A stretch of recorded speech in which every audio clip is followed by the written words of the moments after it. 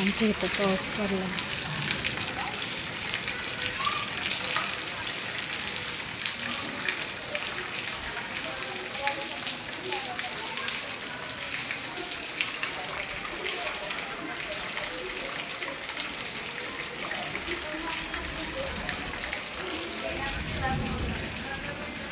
पाऊस पडला आज आमच्या इथं. पावसाचं वातावरण झाले. परत 12:30 वाजता पाऊस पडलेला. परत आता पाऊस पडायचं वातावरण झालं.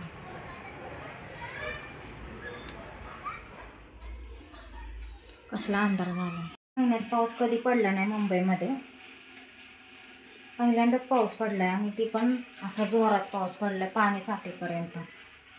कधीच असं झालं नव्हतं पण पहिल्यांदाच असं झालं. आणि आता पण एकदम भरून आलं. एकदम अंधार अंधार असं वाटते रात्रच झाली आहे. तसे 4:45 वाजले. आमच्या घरात तर अंधार अंधारच दिसते सगळं. लाईटमध्ये आल्यावर बरं वाटतं. म्हणलं जरा पावसाचं वातावरण झालंय, चहा ठेवावं. चहा बिस्किट काहीतरी खावावं. भूक लागल्यासारखं झालंय. दूध ठेवलं फ्रीजमध्ये.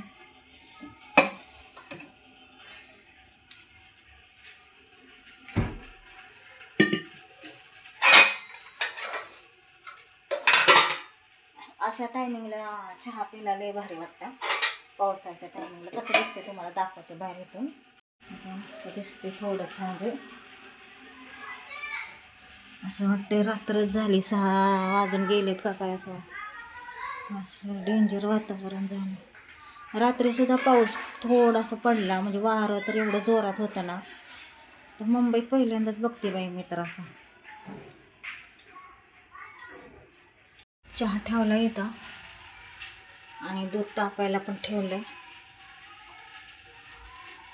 चहा पिते म्हणजे बरं वाटेल जरा. कारण डोकं दुखते, डोकं जाम झाले, सर्दी झाली का काय काय मग असं आतमध्ये सर्दी बाहेर पडत नाही माझी. बापरे कसलं वातावरण झालं डेंजर.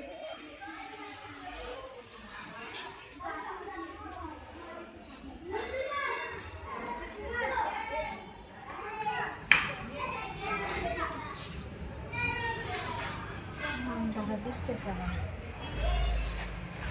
आता मी मसाले भात करते. मी काय काय घेतले तर वाटाणा घेतला आणि टोमॅटो नाही, कोथिंबीर पण नाही, कढीपत्ता पण नाही. तसंच करते आता. वाटाणा आणला ह्यांनी आणि कांदा कापला आणि त्याच्यामध्ये शेंगदाणे टाकलेत आणि ह्याच्यामध्ये आलं लसणाची पेस्ट केली. मिरच्या तिखट नाही आहेत म्हणून थांबली त्यांची वाट बघत. हे लवकर आलेत कामावरनं पण परत गेले ना बाहेर. त्यांची वाट बघते. तर म्हणलं आज मसाले भातच करणार आहे. भूकच नाही, यांना पण नाही मला पण नाही जास्त. म्हणलं मसाले भात करते. ते बोलले मला भुर्जी कर, पण मी अंड्याची पोळीच करणार आहे. पातळ नाही काय खायला भाजी.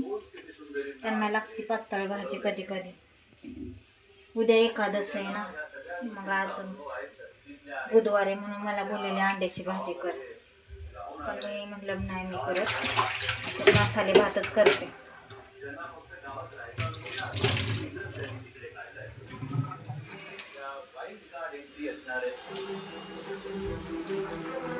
पाऊस येते अजून. 9:30 वाजले रात्रीचे तरी पाऊस येते थोडा. असा तर पावसाळा चालू झाला का काय मे महिन्यात.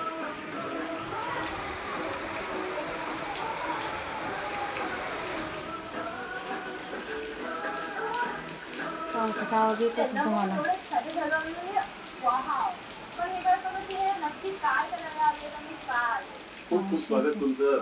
पावसाळा चालू झाल्यासारखा पाऊस येतो. आता मसाले भात करते पटकन. मी ब्लाऊज घेतलाय बघा साडीवर शिवायचा. हा तुम्हाला दाखवते साडी. काल परवा फॉल लावला. तर ही आहे साडी मागच्या. तर ही साडी आहे आणि त्याच्यावरचा हा ब्लाऊज मी कटिंग केलाय. कटिंग करून ठेवलं. आता हे शिवते. फॉल लावून झाला ह्या साडीचा. साडी अशी साडी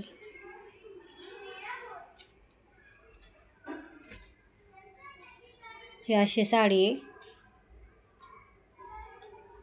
आणि हा प्लेन ब्लाऊज आहे असा. तर 4 टक्सचा ब्लाऊज शिवणार आहे मी. ब्लाऊज शिवून घेते म्हणजे साडी नेसायला बरं पडेल मला. अजून एक म्हणजे तशी 4-5 ब्लाऊज शिवायचे आहेत मला साड्यांवरती. 2 आहेत ना लांब बाह्याचे आहेत, लांब बाह्या शिवायचे त्याचे. आणि तर माझे कानातलं बघा मी काढून ठेवले असलं, कारण इथं ना दुखायला लागलं कानाची इथं, म्हणून मी काढून ठेवले थोड्या वेळासाठी म्हटलं. तर इथं जरा पुळी आल्यासारखं झालं, पित्ते बारकी छोटीशी आली, ती दुखती म्हणून काढून ठेवले. तर सुरुवात करते ब्लाऊज शिवायला. हा धागा आहे त्याच्यावरचा. तर ही लेस लावणार आहे मी अशी. आणि ही नॉट जरा वेगळीच आहे, चॉकलेटी कलर आहे पण आहे बरोबर.